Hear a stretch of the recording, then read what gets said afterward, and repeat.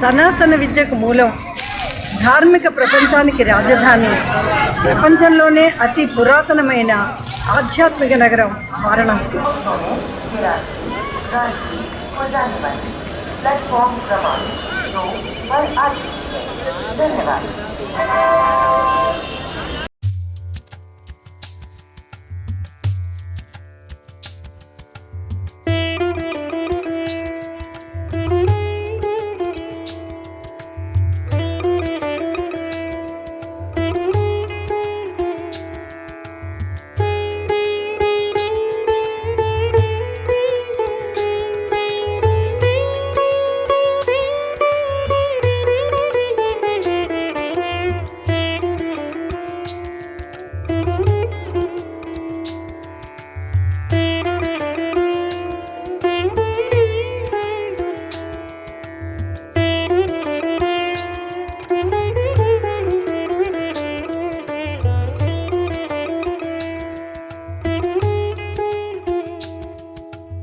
గంగ పవిత్రతను, విశాలాక్షి మాతృవాత్సల్యాన్ని, అన్నపూర్ణాదేవి భక్తి జ్ఞాన వైరాగ్య భిక్షలను ప్రసాదిస్తూ విశ్వేశ్వరునితో కూడి యుగ యుగాలుగా ఇక్కడ శోభాయమానంగా విరాజిల్లుతున్నారు. శ్రీ శ్రీ శ్రీ రామభద్రేంద్ర స్వామి వారు కాశీకి యాత్రార్థమై వచ్చినప్పుడు ఇక్కడ తెలుగు యాత్రికులు ఎదుర్కొంటున్న అనేక సమస్యలు ఆయన అనుభవంలోకి వచ్చాయి. చాలామంది ఈ సందర్భాల్లో కొత్త ప్రదేశానికి వెళ్ళినప్పుడు ఇలాంటి సమస్యలు తప్పవులే అని అనుకుంటారు. కానీ ఆయనకు ఈ పరిస్థితులను మార్చాలనే దృఢ సంకల్పం కలిగింది. అనేక మంది యాత్రికులకు వారి వారి ప్రాంతాల వారు నిర్మించిన ధర్మశాలలు ఉన్నాయి. అవి వారికి అన్ని సౌకర్యాలను కల్పిస్తున్నాయి. అలాంటి సౌకర్యం ఆంధ్రులు కూడా ఉండాలనే సంకల్పం ఆయనకు కలిగింది.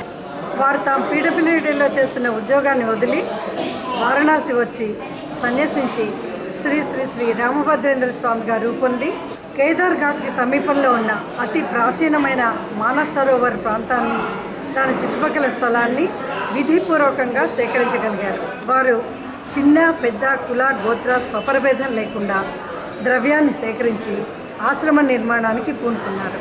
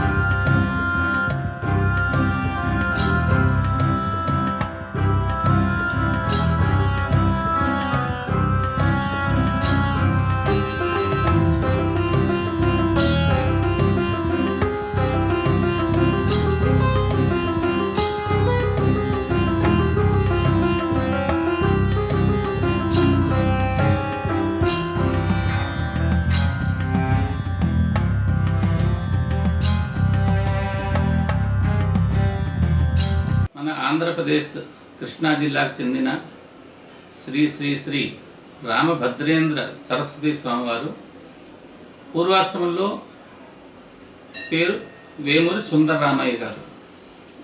స్వామివారు కృష్ణా జిల్లాలో పీడబ్ల్యూడి ఇంజనీర్గా ఉండి అక్కడ రిజైన్ చేసి వారి భార్య పోయిన తర్వాత కాశీకి వారి అస్థికలు తీసుకుని నడుచుకుంటూ వచ్చి గంగానదిలో కలుపుకొని ఇక్కడి నుంచి మళ్ళీ సంవత్సరికమైన సమయానికి కృష్ణా జిల్లా చేరుకున్నారు. అప్పుడు వచ్చినప్పుడు కాశీలో వారు మన తెలుగు వారు ఇబ్బంది పడటం చూసి శ్రీ రాముల వారి ప్రేరణతో, కాశీ విశ్వనాథుడు యొక్క అనుగ్రహంతో కాశీలో కేదార్ఖండంలో మానస్ సరోవర్ కుండం దగ్గర ఒక విశాలమైన శ్రీ రామతారక ఆంధ్రాశ్రమం అనే పేరుతో 1959 నవంబర్ 12వ తారీఖున అప్పటి యూపీ గవర్నర్ శ్రీ వివి గిరిగారి ద్వారా శంకుస్థాపన చేయించారు. శంకుస్థాపన అయిన తర్వాత స్వామివారు కొన్నాళ్ళు కాశీలో ఉండి కొన్నాళ్ళు ఆంధ్ర తిరుగుతూ దాతల దగ్గర డొనేషన్స్ కలెక్ట్ చేసుకుని కాశీకి వచ్చి ఇక్కడ ఆశ్రమం నిర్మించడం ప్రారంభించారు. ఇట్లా వారు అప్పటి నుంచి ఫౌండర్, మేనేజింగ్ ట్రస్టీగా ఉంటూ 1983 వరకు వారు ఆశ్రమం మొత్తం నిర్వహణ చూస్తున్నారు. అప్పుడు 1983లో వారు కాశీలోనే సిద్ధి పొందారు. వారి తర్వాత వారి పూర్వాశ్రమం కుమారులు వేమూరి శ్రీరామచంద్రమూర్తి గారు ట్రస్ట్ బోర్డు వారి యొక్క సహాయ సహకారాలతో వారి సలహాల ప్రకారము నా ఆశ్రమాన్ని మేనేజింగ్ ట్రస్టీగా ఉంటూ సేవ చేస్తూ 2008 వరకు వారు మేనేజింగ్ ట్రస్టీగా ఉంటూ వారి ద్వారానే ఆశ్రమంలో అన్నదానం కూడా 2001లో ప్రారంభం చేయడం జరిగింది. ఎందుకంటే కాశీకి వచ్చే వాళ్ళకి భోజనాలు దొరికేవి కాదు. అందుకనే మన ఆశ్రమంలో తెలుగు వాళ్ళ కోసం అన్నదానం ఏర్పాటు కూడా చేశారు. 2008 నుంచి వారి కుమారుడిగా వేమూరి వెంకట సుందర శాస్త్రి అనే నేను కూడా ట్రస్ట్ బోర్డు వారి యొక్క సలహాల ప్రకారము ఆశ్రమాన్ని ఇట్లాగే యాత్రికులకు అనేక సౌకర్యాలు వారికి వచ్చినప్పుడు మనం వీలున్నంత వరకు మనం హెల్ప్ చేస్తూ సహాయం చేస్తూ వారికి యాత్ర పరిపూర్ణం చేయాలనే దృష్టితో సేవ చేస్తూ వస్తున్నాము. ఇప్పుడు మన ఆశ్రమంలో మెయిన్ బిల్డింగ్ శ్రీ రామతారక ఆంధ్రాశ్రమం మెయిన్ బిల్డింగ్లో యాత్రికులకు సౌకర్యం గురించి సుమారు 100 రూముల వరకు ఉన్నాయి. ఇవి 100 రూములు యాత్రికులకు కేవలం నిర్వహణ ఖర్చులతోనే ఇవ్వడం జరుగుతోంది. అందులో 150 రూపాయలు, 200 రూపాయలు, 250 రూపాయలతో కేవలం ఎలక్ట్రికల్ ఛార్జు, మెయింటెనెన్స్ గురించే తీసుకుంటాము. ఇందులో కాశీకి వచ్చిన వాళ్ళు కొంతమంది గర్భవాసం ఉందామని, కాశీ వాసం ఉందామని కూడా వస్తారు. మన ఆశ్రమంలో ఇంతకుముందు వారికి కొన్ని రూములు కేటాయించడం జరిగింది. అందులో అటాచ్ బాత్రూమ్లు ఉండేవి కాదు. అందుకని వారికి కూడా సౌకర్యంతో మన ఆశ్రమం వెనక సందులో ఒక కాశీవాసం భవనం కూడా కొత్తగా నిర్మించి ప్రతి రూముకి వంట రూము, బాత్రూమ్ లెట్రిన్ ఉన్నాయి. అందులో లిఫ్ట్ కూడా పెట్టడం జరిగింది. జనరేటర్ సౌకర్యంతో వాళ్ళు ఉండేందుకని ఏర్పాటు చేయడం జరిగింది. ఇప్పుడు మన పెద్ద బిల్డింగ్లో, మెయిన్ బిల్డింగ్లో యాత్రికులు ఎక్కువ రావటం వలన అందరికీ మనం వసతి ఇవ్వలేకపోతున్నాము. అందుకని మన ట్రస్ట్ బోర్డు వారి యొక్క నిర్ణయం ప్రకారము యాత్రికులకు ఎక్కువ వసతి ఇవ్వాలనే దృష్టితో మన దగ్గరలోనే ఒక 4 భవనములు కలిసిన ఒక బిల్డింగ్ తీసుకున్నాము. అది పాత బిల్డింగ్ కాబట్టి అందులో కొంత భాగం మనకి యాత్రికులకు సుమారు 30 రూములు వసతి గురించి మనకు ఉన్నాయి. ఒక భాగము అసలు శిథిలావస్థలో ఉండటం వలన గత సంవత్సరం శంకుస్థాపన చేసి సందులో కాశీ కైలాస భవనం బ్లాక్ ఏ మొన్న 25 డిసెంబర్ 2023 దాని గృహప్రవేశం కూడా చేయటం జరిగింది. ఈ భవనము వచ్చే శివరాత్రి కల్లా మన యాత్రికులకు సౌకర్యం గురించి, యాత్రికుల వసతి గురించి అందుబాటులోకి వస్తుంది. ప్రస్తుతం ఉన్న భవనం కూడా దీని తర్వాత ఇది కూడా పడగొట్టి మళ్ళీ కొత్త వసతులతో, ఆధునిక వసతులతో నిర్మించి యాత్రికులకు సౌకర్యం చేద్దామని ఆశతో మేము ప్రయత్నం చేస్తున్నాం.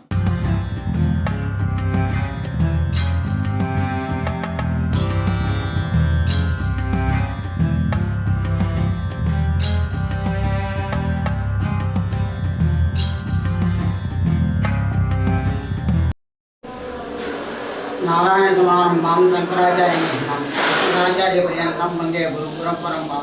మా అస్మత్ గురువు శ్రీ శ్రీ సిద్ధేశానంద భారద్వాజుని యొక్క అనుగ్రహంతో ఇక్కడ శ్రీ శ్రీ శ్రీ రామభద్రేశ్వర స్వామి వారి యొక్క సన్నిధిలో ఉంటున్నానంటే కేవలం ఇది శ్రీ శ్రీ శ్రీరామచంద్రమూర్తి గారు మరియు సుందర శాస్త్రి గారి యొక్క 2009లో నేను వారణాసి రావడం జరిగింది.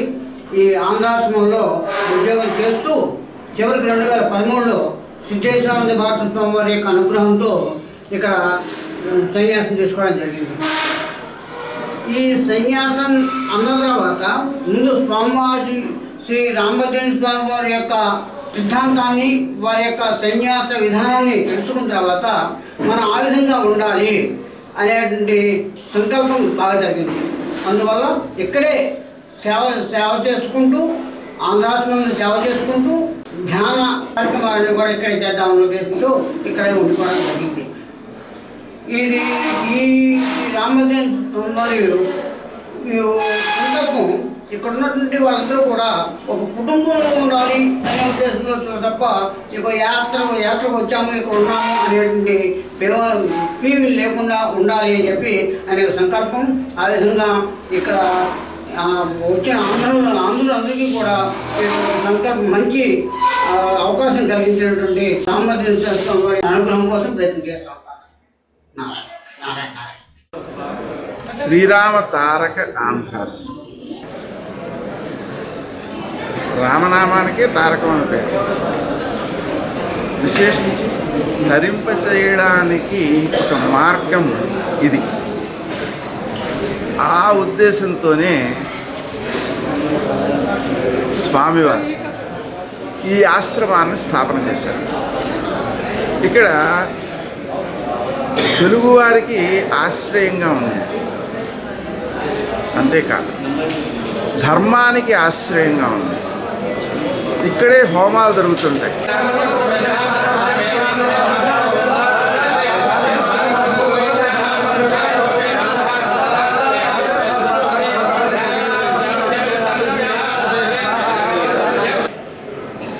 ఇక్కడే మనకు అభిషేకాలు జరుగుతుంటాయి.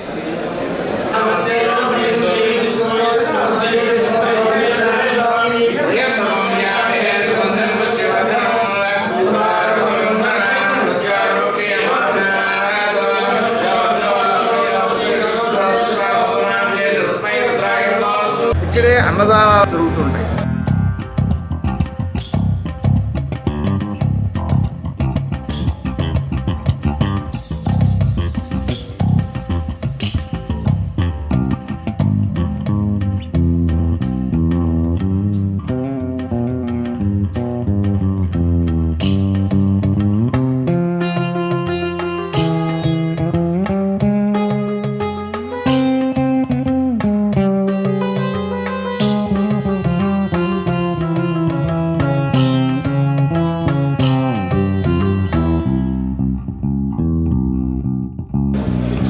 స్వాములకు భిక్ష జరుగుతుంది.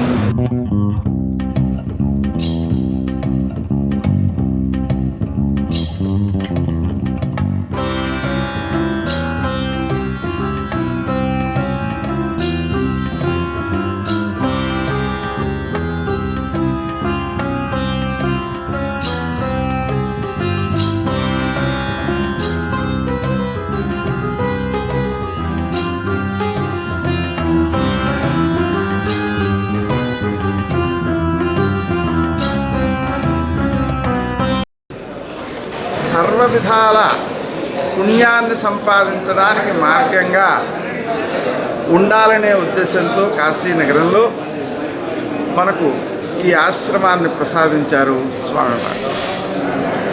వారు అందించినటువంటి ఏ సౌకర్యం ఉందో ఆ సౌకర్యాన్ని పరంపరగా పాలన చేస్తూ అందరికీ ఆనందాన్ని కలిగిస్తూ ప్రధానంగా పుణ్యాన్ని సమకూర్చి పెడుతూ ప్రస్తుతం మేనేజింగ్ ట్రస్టీగా ఉన్నటువంటి సుందర శాస్త్రి గారు శ్రద్ధగా ఈ కార్యక్రమాలని నిర్వర్తింపజేస్తున్నారు. వచ్చిన వారికి ఇక్కడ అవసరమైన వారికి ఆహారం కూడా అందిస్తారు.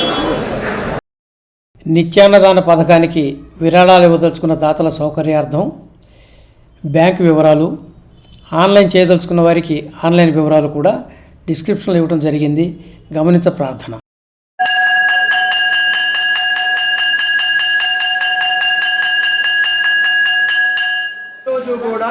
శ్రీ రామతారకాంధ్రాశ్రమంలో ఉదయం 7 గంటల నుంచి 9 గంటల లోపున అన్నదాన కార్యక్రమానికి వచ్చిన వాళ్ళ యాత్రికుల తాలూకా వివరాలు నోట్ చేసుకుని రూముల నెంబర్ సహా ఎంతమంది వస్తున్నారు, ఎంతమంది తింటారు అనేది మేము నోట్ చేసుకుంటాము. 11:30 నుంచి 1:30 దాకా వచ్చిన యాత్రికులందరికీ బ్రాహ్మణులకి కింద భోజనం పెడతాము. ఇతరులందరికీ కూడా మేడ మీద భోజన కార్యక్రమం ఉంటుంది. మరియు సాయంకాలం రాత్రి 7 నుంచి 8:30 దాకా వచ్చిన యాత్రికులందరికీ మళ్ళీ టిఫిన్ సౌకర్యం ఉంటుంది, తింటారు. ఇది ప్రతిరోజు కూడా నిత్యం జరిగే కార్యక్రమము. ఇలాంటి విశేషాల్లో అంటే శివరాత్రి విశేషం కానీ, కార్తీక మాసంలో విశేషం కానీ, శ్రీరామనవమి విశేషంలో కానీ, ఈ కళ్యాణం చేసినప్పుడు కానీ, ఇలాంటి సందర్భాల్లో కూడా కార్యక్రమానికి భక్తులు చాలామంది వచ్చేస్తుంటారు. మామూలుగా అయితే ప్రతిరోజు నిత్యం కింద బ్రాహ్మణులు ఈ బ్రాహ్మణేతరులు కలిసి 3,000 మంది ఉంటారు. ఈ విశేష పర్వదినాల్లో మాత్రం 700 మంది దాకా ఉంటారు. ఎంతమంది వచ్చినా అన్నపూర్ణ ఇక్కడ ఉంది కనుక రామతారకాంధ్రాశ్రమంలోని లేదు, ఉండదు, పెట్టదు అన్న లేకుండా అందరికీ ఇస్తున్నాం. భక్తులు కూడా చాలా ఆనందంగా సంతోషంగా అన్నప్రసాదం వెళ్తున్నారు. హర హర మహాదేవ్. నిన్న శివరాత్రి సందర్భంగా మన ఆశ్రమంలో ఇక్కడ కూర్చున్న వారు భక్తులు అందరూ చాలా మంచిగా కార్యక్రమాలు చేశారు. ఉపవాసాలు ఉండి రాత్రి జాగారం నుండి, అందుకనే ఈరోజు భోజనాలు లేట్ అయ్యాయి కాబట్టి అందరూ నెమ్మదిగా కూర్చుని తృప్తిగా భోజనం చేయవలసిందిగా కోరుతున్నాము. పదార్థాలు ఏమీ వృధా చేయరాదు. అన్నపూర్ణే సదాపూర్ణే శంకర ప్రాణవల్లభే జ్ఞాన వైరాగ్య సిద్ధ్యర్థం భిక్షాం దేహి చ పార్వతీ మాతా చ పార్వతీ దేవి పితా దేవో మహేశ్వరః బాంధవా శివ భక్తాశ్చ స్వదేశో భువనత్రయం. నమో పార్వతీపతే హర హర మహాదేవ. అన్నదాత సుఖీ భవ. అన్నదాత సుఖీ భవ.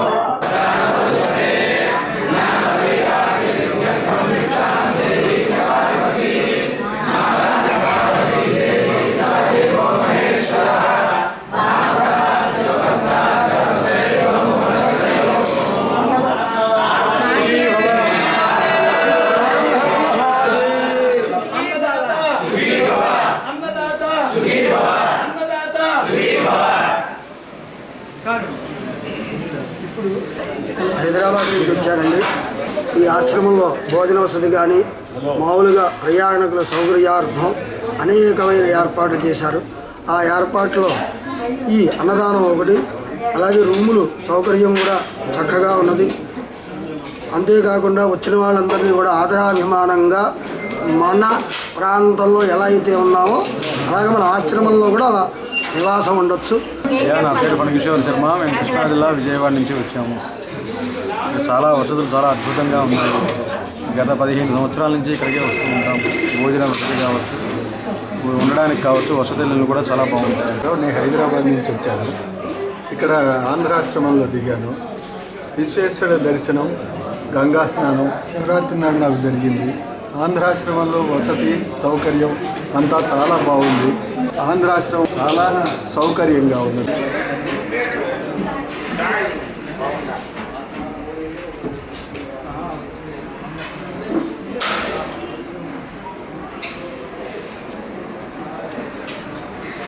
విశేషించి ఇది నదికి చాలా దగ్గరలో ఉండడం, కేదారేశ్వరునికి దగ్గరలో ఉండడం, కేదారఖండంలో ఉండడం, తెలుగువారిలో కేదారఖండం అనేటువంటిది చాలా ప్రీతికరంగా ఉంటుంటుంది. ఆ కారణంగా మనకు ఇక్కడే ఎక్కువ మంది నివసిస్తూ ఉంటారు. ఈ కేదారఖండంలోనే మొత్తం ప్రపంచంలోనే కాశీ చాలా శ్రేష్టమైనది. కాశీలో కేదారఖండం శ్రేష్టమైనది. అక్కడ ఈ తరింపజేసే ఆశ్రమంగా శ్రీరామ తారక ఆంధ్రాశ్రమం వెలసిల్లుతోంది. అందరికీ పుణ్యాన్ని సమకూర్చి పెడుతుంది. ఇక్కడ ఉండేటువంటి ప్రతి వ్యక్తి కూడా సేవాభావంతో కార్యక్రమాలు నిర్వర్తిస్తుంటారు. విశేషించి వారానికి ఒకసారి కానీ, పక్షానికి ఒకసారి కానీ ఉచిత వైద్య సదుపాయాలు కూడా కల్పిస్తున్నారు మన సుబ్రహ్మణ్య శాస్త్రి గారు.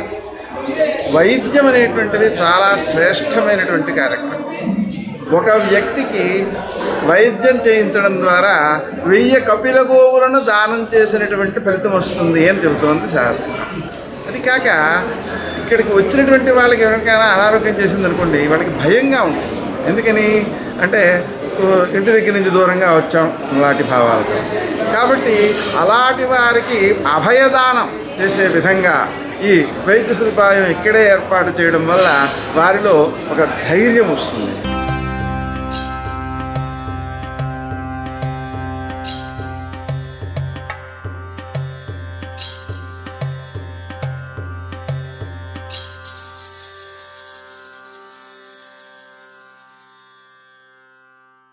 ఇక్కడ ఉండాలనేటువంటి భావనను అది ప్రేరేపిస్తుంది.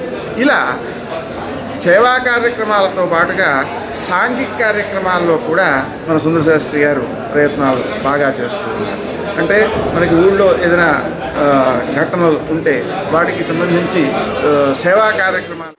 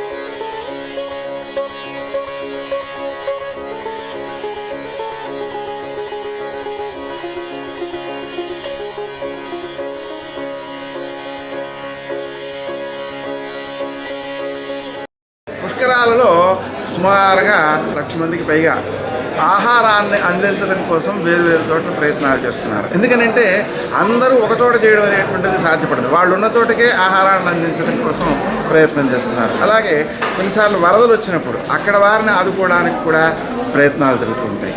ఇలా సేవా కార్యక్రమాల ద్వారా పుణ్యాన్ని ఎక్కువ ఆర్జించడానికి అవకాశాన్ని ఇస్తోంది తరింపచేసే ఆశ్రమం శ్రీరామ తారక ఆంధ్రాశ్రమం.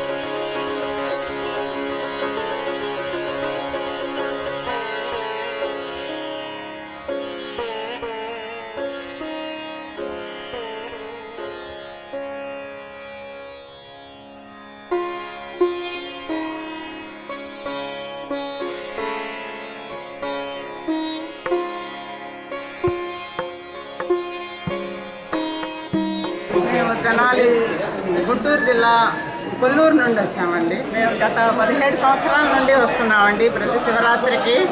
మధ్యలో కోవిడ్ 2 years తప్పితే ఇది 15వ సారి అండి రావటం.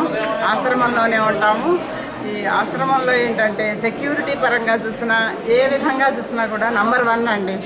2 రాష్ట్రాల వాళ్ళం దీని మీద ఆధారపడి నమ్మకంతో ధైర్యంగా లేడీస్ కూడా ఒక్కళ్ళమైనా రాగలుగుతున్నాము అంటే ఆంధ్ర ఆశ్రమం వారి ఆధ్వర్యంలో నడుస్తున్న ఈ మేనేజ్మెంట్ వారి సెలవేనండి. దానిపైన వారికి ఎప్పుడు సదా మేము కృతజ్ఞులమై ఉంటామండి. మీకు కనుక ఈ వీడియో నచ్చినట్లయితే లైక్ చేయండి, షేర్ చేయండి, సబ్స్క్రైబ్ చేయండి.